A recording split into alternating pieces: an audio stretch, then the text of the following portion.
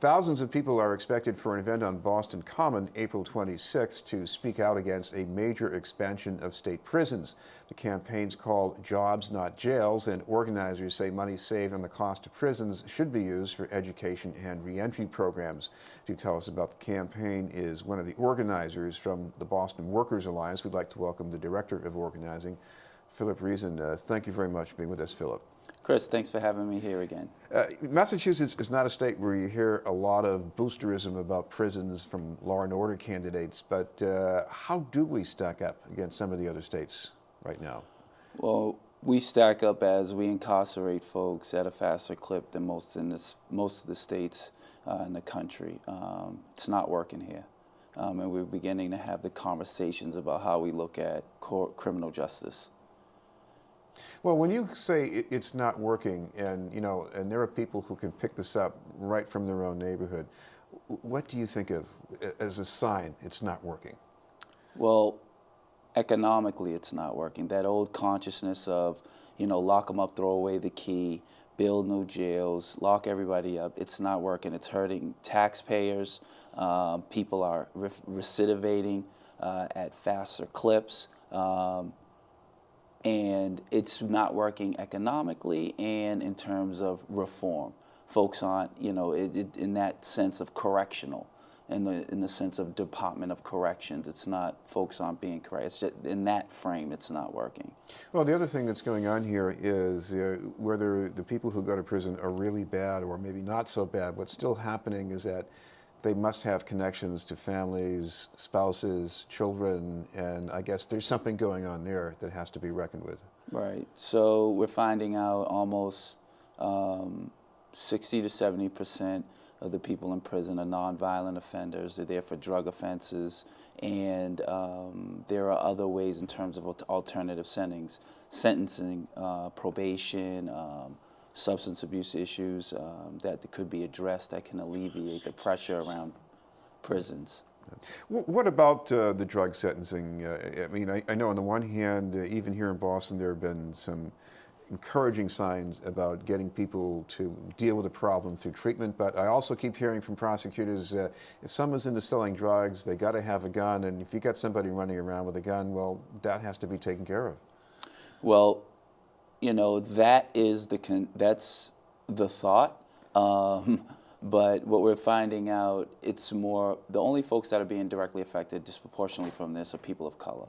But we're finding out, that people from drug offenses, this affects people across the board. It's not just inner cities, it's affected in the suburbs. It doesn't always, that was a thought. That doesn't mean that they don't have the data to prove that connection is true. Yeah. Chris, the other thing here is what happens in the future if you don't change anything in sentencing in Massachusetts right now. What's the prediction? I guess the governor has some pretty big numbers.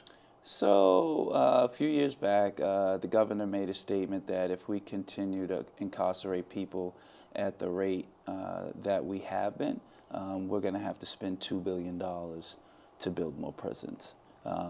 When our organization and our ally organizations heard that, us at Boston Workers Alliance, we went right into mode in terms of we need to have a conversation about can we redirect that kind of money into creating in the workforce development, jobs, particularly this rally.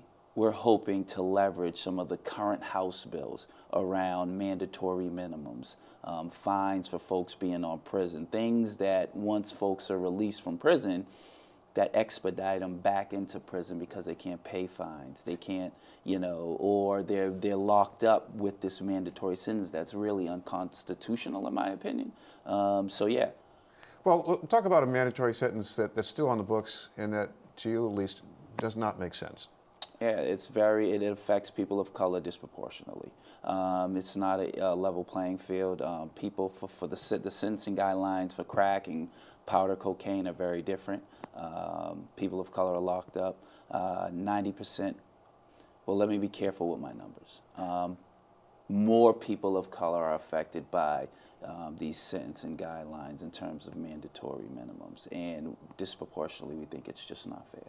The other thing you mentioned was what happens when people come out of prison, but maybe they're still on probation, and there could be pitfalls. And you mentioned the just paying the cost of being on probation. It's enormous. It's not just you have to pay for being on probation. You can't have your license because you were convicted of a drug offense, that you were nowhere near a vehicle. It makes the transition, the reentry transition, extremely challenging.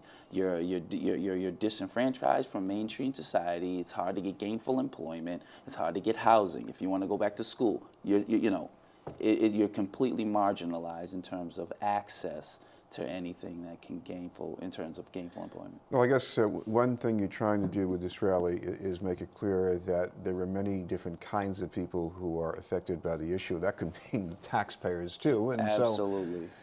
So this is a statewide campaign. We're not just having the conversation with people who have been affected by Corey. We're having a conversation with other folks in some of the areas that don't have a high population of people that have been to prison, but people that are just saying, like, you know what, we're spending all this money on prisons, and it seems like what we're hearing is we got to spend more money for more prisons. And we like to think, we're not sure that this process is effective. So, from Boston all the way to Western Mass, Central Mass, people are in support to this bill, and we're hoping to leverage some of the signatures. We're getting, in the upwards of 50,000 signatures from people all across the state. And we're going to leverage those those signatures at local elected officials for folks to recognize that these are necessary bills, that this is a very, very relative and critical issue. And we hope to gain some traction in terms of the House and the Senate bills. Well, we have a little bit of time, but we should mention the event and maybe a couple of the speakers. Absolutely. Right. So we're going to be on Boston Common on April 26th from 1 to 4. We'll be meeting at the bandstand, and it's going to be exciting. We're looking forward. We're going to have electric speakers. We'll have some former elected officials, former Boston City Councilor Chuck Turner, who led this Corey reform fight before he had his issue, but now that he has a different perspective, coming home, him trying to do the same reentry process. So we got some. It's going to be exciting. We asked folks to come out, and be a part of this movement. Thank you very much for being with us. Thank you, Chris. It's a pleasure. Philip Reason from the Boston Workers Alliance. We'll have more news in just a moment.